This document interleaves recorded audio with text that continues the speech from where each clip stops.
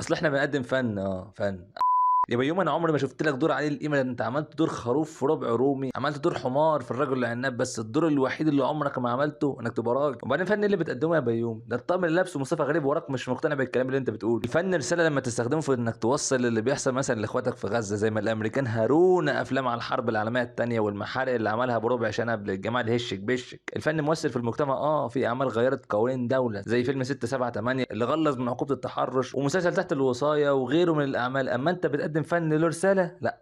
يا بيومي انت ما بيصعبش عليك منظر اخواتك اللي بيتبادوا كل يوم، ويوم ما واحد فيكم طلع قال كلمه حق طمست وعملت لي محمد انور فيها الهيرو اللي نقذ الموقف؟ دم اخواتنا في غزه في رقبه كل بني ادم خسيس بالشكل ده، ما عندوش ريحه الدم بيرقص وبيتهز، واخواتنا كل دقيقه بيموت. يا راجل ده أنا من وقت ما بدات الحرب وانا مش عارف اعيش حياتي بشكل طبيعي. الايام اللي زي دي بتقدم لنا دروس بالجمله، منها اهم درس وهي انها اعاده ترتيب شخصيات كتيره في حياتنا، اللي اكيد بيومي فؤاد ما كانش له مكان فيها طبعا. يعني انت يا بيومي قبل الحرب كنت دون قيمه، دلوقتي بقيت دون قيمه زائد.